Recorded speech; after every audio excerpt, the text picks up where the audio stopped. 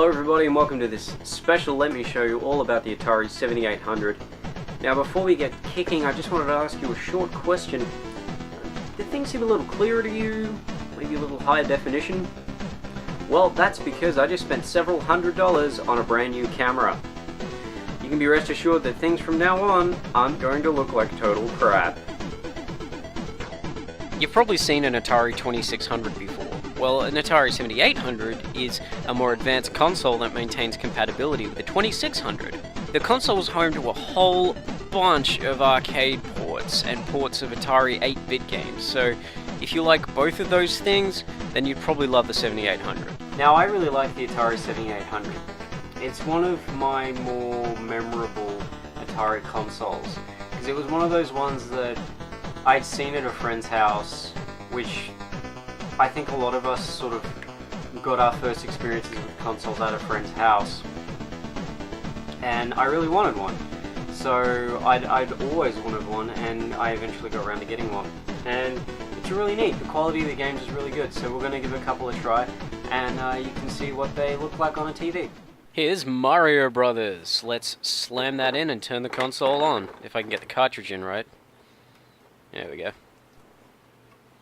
On this particular game, the music isn't so great. Anyway, we're just gonna have a look at, whether the game's worth playing. And you'd probably notice as soon as you start this up, that this is a really good game. This is, in terms of ports, it's a really faithful arcade port.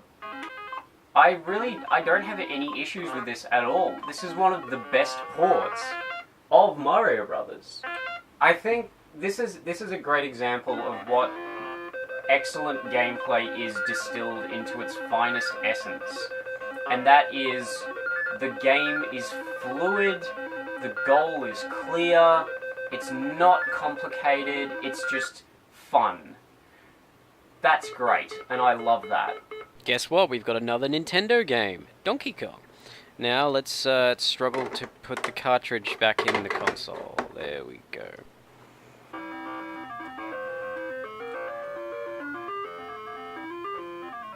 Another less than stellar orchestration. It's a little pink for me, like this, I don't know why, but this port looks really pink. And I don't know if that's just me, but if anyone else is sitting there going, wow, this is a pink game, then yeah, we're on the same level, because I've seen very few games that are as pink as this. As with Mario Brothers, this port controls excellently. It's fluid, it's dynamic, it's fun. Can I get past one fucking screen? It was a good idea for Atari to say, we need to port these popular arcade games to our console because people will love them. People will buy them, even if they're bad, but if we make good ports, then obviously people will say, well, no, this is a decent port. I will buy this console to play a decent port of this game, as well as popular Atari software, which there is plenty of on the console, and we'll get to those. But I think people are going to be more inclined to want to see what this looks like, because these are Nintendo games on an Atari console. Anyway, that's Donkey Kong. We're going to move on now. It's a great game. It's really good. This is one of the better Atari 7800 games, amongst a sea of pretty good games. So yeah, that's just an example. Now let's have a look at some more unique 7800 titles. Okay, this is Pole Position 2, which was actually released by Namco, and Atari got the rights to it so they could port it. Now, the garbage down the bottom of the screen isn't supposed to be there. That's only there because I'm playing an NTSC game on a PAL console. I don't know if you know the story behind this game, but Pole Position 2 was actually one of the first games to be developed for the Atari 7800. It was just put aside. So, although it looks okay, like it looks alright, it doesn't look bad, I can think of games that looks better than. It's just ordinary. Like, it just looks ordinary. It's a pretty ordinary playing game. It's not that fun. Like, it's okay. As races go, I have played way better scaling races. This is a game.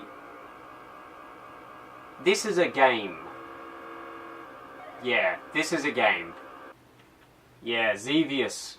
I really like Xevious. And when I found out that you could get it on Atari 7800, I was all over that. Now, one thing I want to mention about Xevious is it does not use the Pokey chip for... hang on, let me explain what the Pokey chip is. The Pokey chip was this little chip that Atari developed to go inside of the Atari 8-bit computers. And when people started complaining about how sort of ordinary the sound in the 7800 was, they said, well, developers, you can put the Pokey chip in there and provide games with better sound.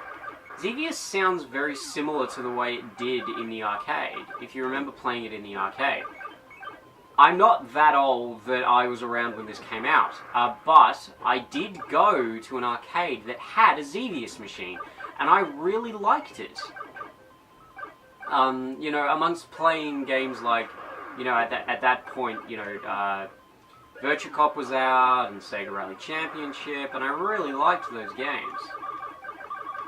But, I also really like the shmups, so, you know, riding and just kill myself. But yeah, there's Xevious. It looks good, it plays good, it's a good game. I like it. Okay, I can almost guarantee that you've never heard of Dark Chambers before. Dark Chambers is not a clone of Gauntlet. You may think it is, but it's actually not.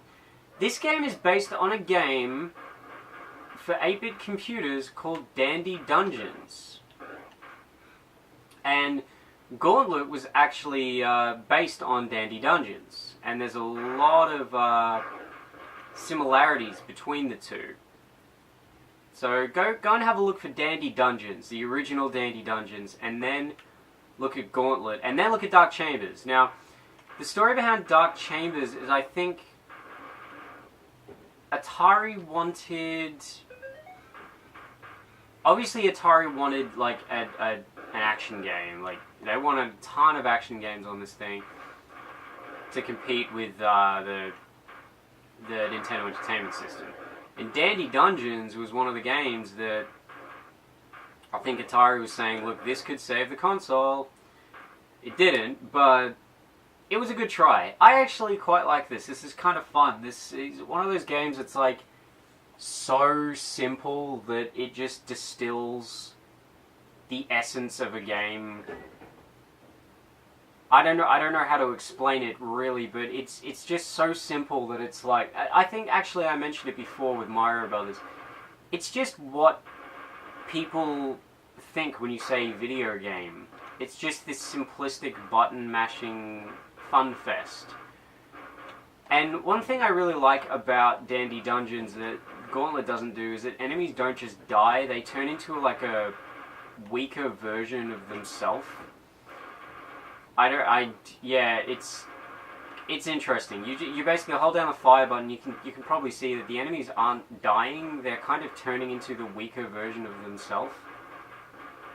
And it's neat because it adds an extra level of challenge to the game. But this is one of those games that I go, you know what? The Atari 7800 has some gems in its library, like Dark Chambers or Dandy Dungeons or whatever the hell you want to call it. So there we go, the Atari 7800 for your viewing pleasure. I know this was kind of a guerrilla video with me filming the screen and everything, but I really just wanted to show you what this thing was like on the spur of the moment, to give you my thoughts on it, to show it running on an actual TV. There isn't really anything else like that. If I was going to actually review these games, obviously I'd be recording the footage, so it has an air of professionalism about it.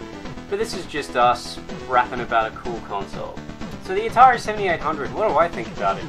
I think it's really neat. I think it's one of the cooler consoles out there to collect for because it's pretty easy to collect for. It's got a small enough library that's actually feasible to get all the games. And the games that are available for it are really well developed. Dark Chambers is a really fun Gauntlet style game. There's great Nintendo ports like Mario Brothers, Donkey Kong, and there's also Donkey Kong Jr. I think it is with the Donkey Kong Jr. in it. I think it was called Donkey Kong 2. I'm pretty sure it's Donkey Kong Jr. Anyway, and then there are platformers like Scrapyard Dog, and then there's really good arcade ports of classic games like Asteroid and Joust. A lot of racing games, Pole Position 2, Moto Rotor, Fire and Forget 2. So there's a game for every sensibility. And then if you really want to show what this thing can do, check out games like Commando and Ball Blazer, as I mentioned before. They look great, sound great. They're some of the best technical exercises on the 7800 that I've ever seen. So anyway, thanks for watching, and I hope you enjoyed this little look at the Atari 7800.